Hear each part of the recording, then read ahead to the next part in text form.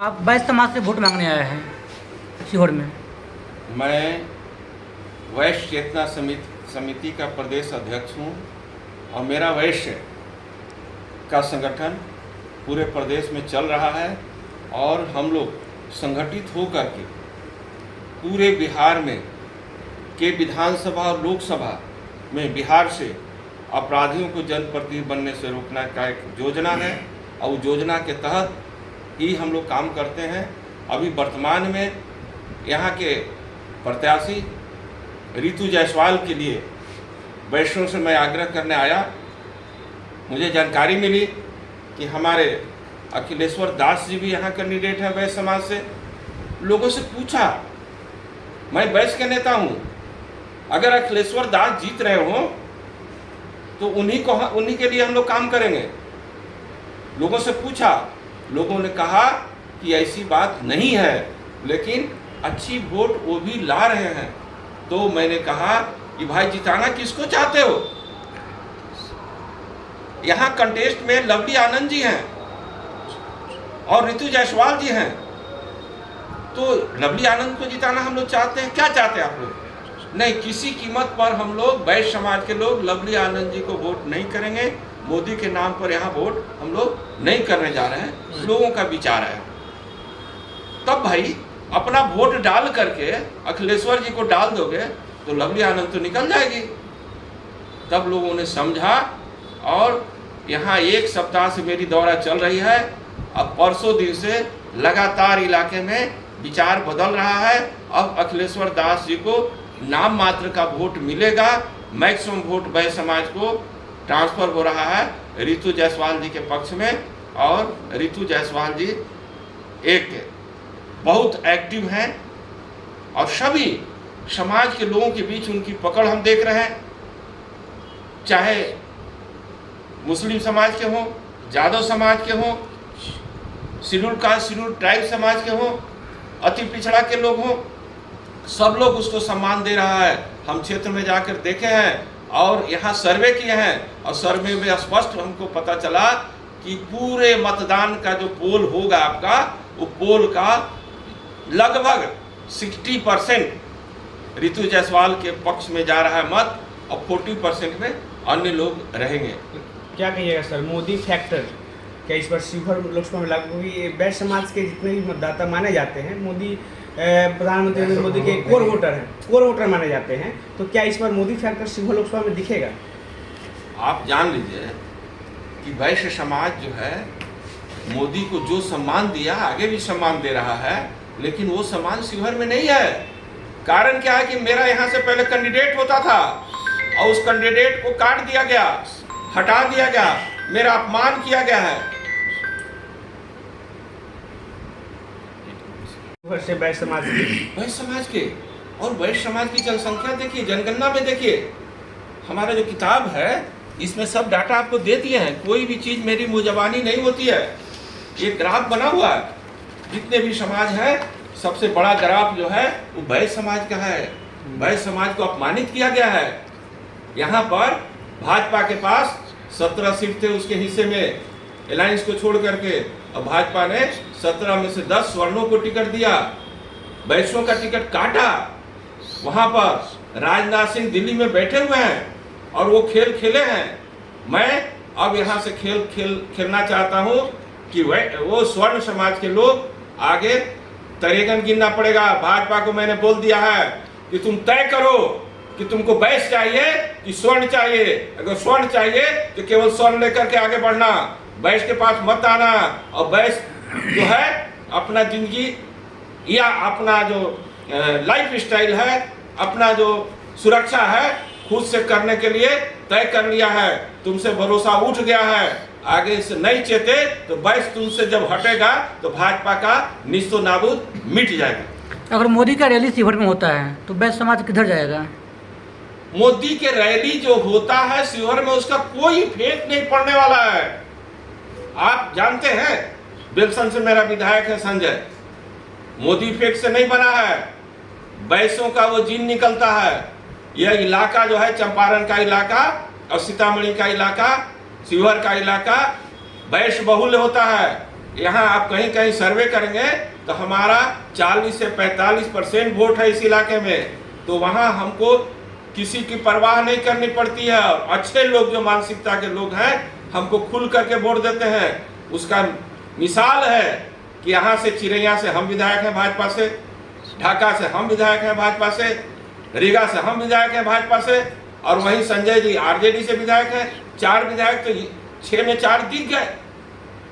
आने वाले समय में बैस जो है किसी पार्टी विशेष को न लगे बल्कि वो जाति विशेष पे वोट करती है। बिल्कुल ऐसा जो है स्वर्णों से सीखा, उन्होंने हमें सिखाया। आप देखेंगे कि स्वर्ण को इस विधानसभा में लड़ रहा है कांग्रेस से, तो यहाँ पर राजपूत उनके लिए वोट करेंगे। यहाँ अगर आरजेडी से लड़ रहा है तो उसके लिए वोट करेंगे, और जहाँ फिर बगल ही जगह में भाजपा से लड़ रहा है तो उसके लिए वोट करेंगे। तो हम कब तक बेवकूफ बन करके रहे? हम बैस हैं, बैस के लिए वोट करेंगे, और बिहार के सत्ता बैसों के हाथ में आने जा रही है। मैं इसका भी स्पष्टीकरण देने जा रहा हूँ। भाजपा हमको 16 टिकट दिया था पिछले विधानसभा में, 16 का 16 जीत करके हम लोग आए हैं, और ये जीतने का रिकॉर्ड न किसी के पास नहीं है, किसी समाज के पास नहीं, चाहे राजपूत हो, भूमिहार हो, जादव हो, कोयरी हो, कुर्मी हो, किसी के पास नहीं। आप बैस समाज को जगाने के लिए आए हैं शिविर में? बिल्कुल, बैस समाज को जगाना है, बैस को एकजुट कराना है, और लोग आम लोगों को मानसिकता है कि बैस की शासक बने बिहार का, उसके लिए बताने आया हूँ। तुम एकजुट हो, समाज की सेवा करो, किसी के साथ जो है नाइंसाफी नहीं करो। हमारे साथ बैठे हुए हैं। सवाल आपसे सर, बैस के वोटों पे जो है कहीं न कहीं एनडीए प्रत्याशी का भी आप कहीं उनका नजर है। जैसे में आप बता रहे हैं कि बैस के वोट पे ही राजनीति शुरू शिवर में हो गई है, तो लगता है कि एक एनडीए प्रत्याशी के फेवर में जाकर बल्कि महागठबंधन के फेवर में वोट जाएगी बैस समाज का? जा ही रही है।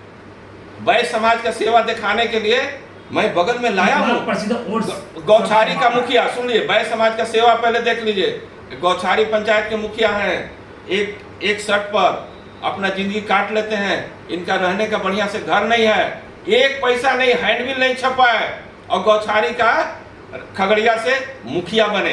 ये आरजेडी के कार्यकर्ता है, ये अलग बात है, लेकिन इनका डेडिकेशन है, हमको समाज का सेवा करना है। और अगली बार आने वाला समय में इन्हें विधानसभा पहुंचने की ज़्यादा संभावना है। पर्वता विधानसभा से आप पता कर लीजिएगा, पर्वता विधानसभा में चौरसिया समाज की जो वोटर्स हैं, हमारे लगभग 40,000 वोटर हैं। आप शिवहर में आए बैस समाज को जगाने के लिए जी। शिवहर के प्रत्याशी भी बैस समाज है और केंद्र में भी बैस समाज है, किसके लिए वोट मांगेंगे? हम बैस समाज के लिए वोट मांगेंगे। शिवहर के लिए या दिल्ली के लिए? हम ये शिवहर के लिए मांगेंगे। अभी शिवहर से हमको बेदखल किया गया है, हमारी बेइज्जती की गई है, मेरा अपमान किया गया है। वो अपमान का बदला लेने जा रहा हूँ। हर हालत में शिवहर से उसका बदला लेते हुए जो विपरीत में प्रत्याशी हैं लवली आनंद जी को, उनको संन्यास दिला दूंगा।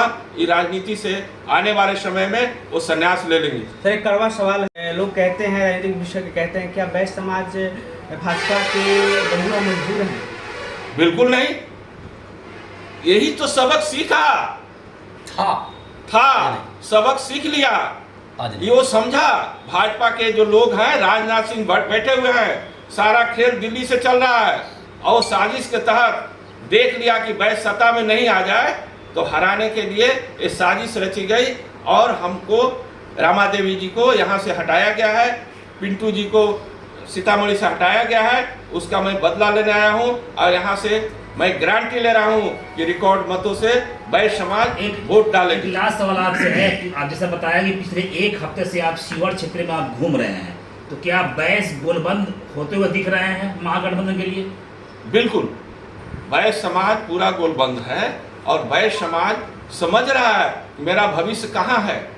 अगर यहाँ से हम लवली आनंद जी को जिता देते हैं तो आने वाले समय में जो 4 विधायक हैं, कोई विधायक नहीं दिखेंगे। लोग कहेगा कि बैस एकजुट नहीं है, हम उतना बेवकूफ़ी नहीं करने जा रहे हैं। बैसों की एकजुटता दिखाने आए हैं। बैस एकजुट होकर के हम रितु जायसवाल जी को जिताएंगे, अच्छे प्रत्याशी को भी जिताएंगे और लोकसभा में भेजेंगे। और आम आवाम के लिए, गरीबों के लिए, मुस्लिमों के लिए, सबके लिए वो काम करेंगी। वो सबके घर घर घूम रही है, मैं उसको देखा हूँ, अलग से जाके देखा हूँ। एक एक गांव में एक एक दरवाजे जा रही है, तो वहाँ मतदाताओं की बाढ़ आ जा रही है। सर क्या कहिए? आपका फोकस सिर्फ लोकसभा में है, केंद्र में नहीं है। इस लोकसभा पर फोकस है, केंद्र में नहीं है। केंद्र में जो होना है होगा। हालांकि ओवरऑल आप जान लीजिए कि नरेंद्र मोदी जी की स्थिति बहुत अच्छी नहीं है, क्योंकि उन्होंने टिकट बांटने में जो निर्णय लिया उसमें गलतियां हुई है। उनकी सजा भी उनको मिलने जा रही है। आपको मैं बता रहा हूं कि उनकी स्थिति आगे अच्छी नहीं। बैस समाज के पूरे देश के लगभग वोटर कहीं मोदी जी से हट रहे हैं। पूरे वोटर नहीं हट रहे हैं, लेकिन उसमें बिखराव आ गया है। जैसे हम बिहार में हैं, पूरे देश के वोटर के मन को मैं नहीं जानता हूँ, जहाँ के वहाँ की बात करूँगा। यहाँ के बैसों में उबाल आ गया है। जब एक सीट संजय जायसवाल जी को दिया, भाजपा कार्यालय में जाकर के हमारे बैस समाज के लोगों ने हंगामा किया और हंगामा करके बताया कि इस तरह से अगर स्थिति रहेगी तो तुम्हारा निस्तु निवाद नबूत मिटा देंगे और तुम्हारा भाजपा का कार्यालय में ताला। आपका परिचय क्या हुआ? आप शिवहर लोकसभा क्षेत्र में किस लिए आए हैं? मकसद क्या है आपका? मैं शंभू कुमार चौरसिया, आदर्श ग्राम पंचायत राज गौछाड़ी का वर्तमान में मुखिया हूं और मेरा घर खगड़िया जिला अंतर्गत परबत्ता विधानसभा में पड़ता है। मैं बिहार प्रदेश मुखिया महासंघ का वाइस प्रेसिडेंट हूं और पार्टी में बिहार के भविष्य तेजस्वी यादव ने मुझे उत्तरदायित्व दिया है बिहार प्रदेश महासचिव का, ईबीसी सेल। मैं शंभू कुमार चौरसिया, अति पिछड़ा का बेटा, बैस समाज का सिपाही।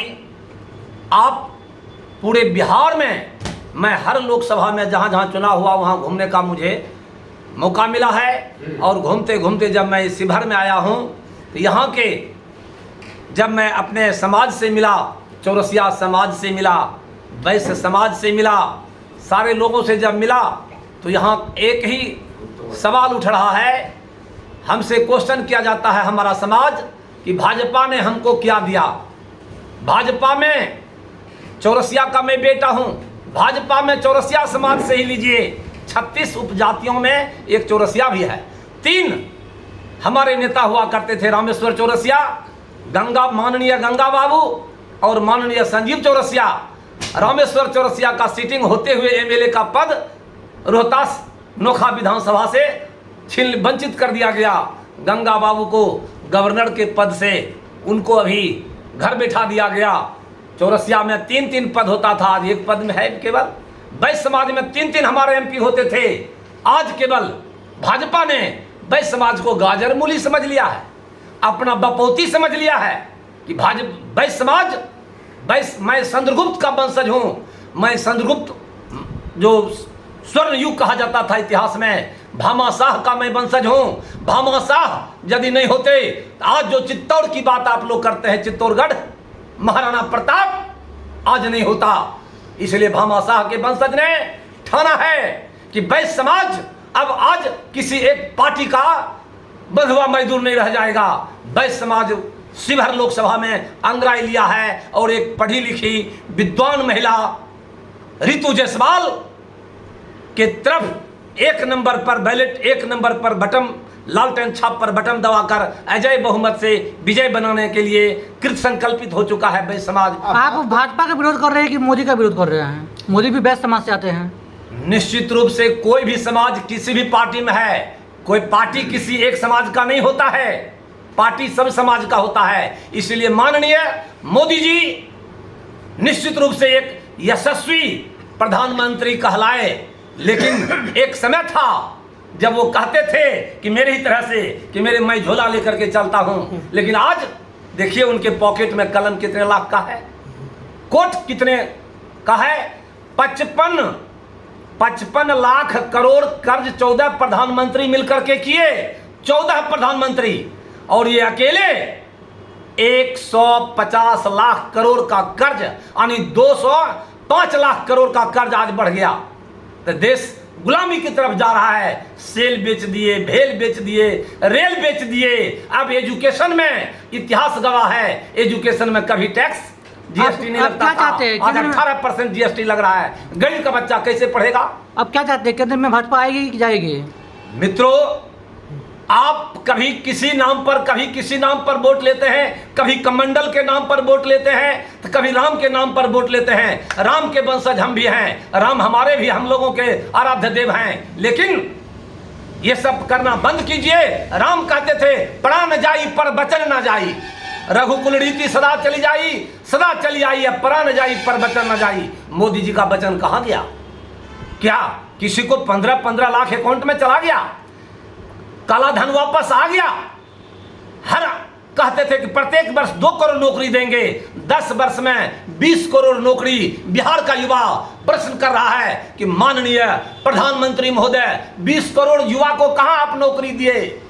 युवा नौकरी देख रहा है। आपको अंबानी अडानी को करोड़ों करोड़ लाख कर्ज माफ करने के लिए हुआ, लेकिन किसान बंधु आत्महत्या कर रहा है। किसान का एक भी कर्ज माफ करने का आपने काम नहीं किया। विपक्ष का आरोप है कि इस डिजिटल युग में लालटेन का क्या काम? तो क्या इस बार शिवहर में लालटेन में रोशनी मिलेगी या फिर बुझेगी? लालटेन देखिए, पहले तो गरीब गुरुआ को वो अपने जाल में फंसाना मत करे कि आज लाइट का युग है, बल्ब का युग है। लालटेन तो एक प्रतीक है बंधु, वह तो एक सिंबॉलिक में रहा है लालटेन। लालटेन निश्चित रूप से शिवहर में जगमगाएगा। लालटेन ही लालटेन आपको दिखाई देगा, और उसका कारण भी है क्योंकि भाजपा ने सब दिन, यह जुमलेबाज की सरकार है, यह बड़ा झूठा पार्टी है, इसने आह्वान किया। आज यदि आपको चाहिए कलम का युग आ गया है। जब डिजिटल की बात करते हैं आप, तो कलम का युग आ गया है, तलवार का युग चला गया है। कलम का युग आ गया है। कलम के लिए क्या विद्यार्थी का स्कॉलरशिप मोदी जी दिए? कितना आप कह रहे थे पटना यूनिवर्सिटी को नेशनल यूनिवर्सिटी बनाएंगे।